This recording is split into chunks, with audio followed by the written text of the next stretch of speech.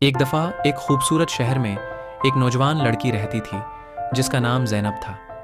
وہ ایک امیر اور خوشحال گھرانے سے تھی۔ اس کے والدین اسے دنیا کی سب سے خوش قسمت لڑکی سمجھتے تھے، لیکن زینب خوش نہیں تھی۔ وہ اپنی زندگی میں کچھ اور چاہتی تھی۔ وہ چاہتی تھی کہ وہ دنیا کا سفر کرے اور نئی ثقافتوں اور لوگوں سے ملے۔ ایک دن زینب نے فیصلہ کیا کہ وہ اپنے خوابوں کو پورا کرنے کے لیے اپنے گھر سے بھاگ جائے گی۔ وہ رات کے وقت چپکے سے اپنے گھر سے نکلی اور ایک ٹرین میں سوار ہو گئی جو اسے ایک دوسرے شہر میں لے جا رہی تھی۔ نے لگی اور اپنا گھر کرایہ پر لے لی۔ اس نے نئی میں دوست بنائے اور نئی ثقافت اور تاریخ کے بارے میں سیکھا۔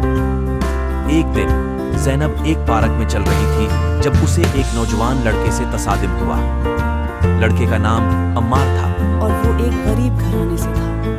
وہ ایک آرٹسٹ تھا اور اپنے فن کو دنیا کے ساتھ شیئر کرنا چاہتا تھا۔ زینب اور عمار ایک دوسرے سے محبت کرنے لگے۔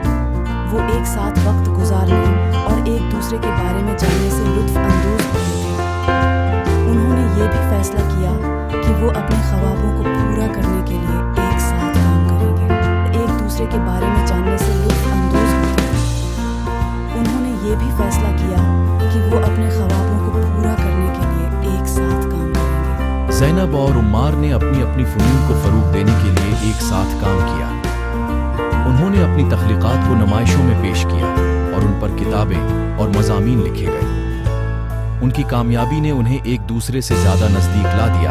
آخرکار زینب اور عمار نے شادی کر لی۔ وہ ایک ساتھ خوش زندگی گزارتے تھے اور اپنے خوابوں کو پورا کرنے کے لیے کام کرتے تھے۔ یہ کہانی زینب کی ہے، جو ایک نوجوان لڑکی تھی جس نے اپنے خوابوں کو پورا کرنے کے لیے اپنے گھر سے بھاگنے کا فیصلہ کیا۔ اس نے ایک نئے شہر میں ایک نئی زندگی شروع کی اور ایک نوجوان لڑکے سے محبت کی جس کے ساتھ اس نے اپنے خوابوں کو پورا کرنے کے لیے کام کیا۔ ان کی کہانی امید اور حوصلے کی ایک کہانی ہے۔ ان کی کہانی امید اور حوصلے کی ایک کہانی ہے۔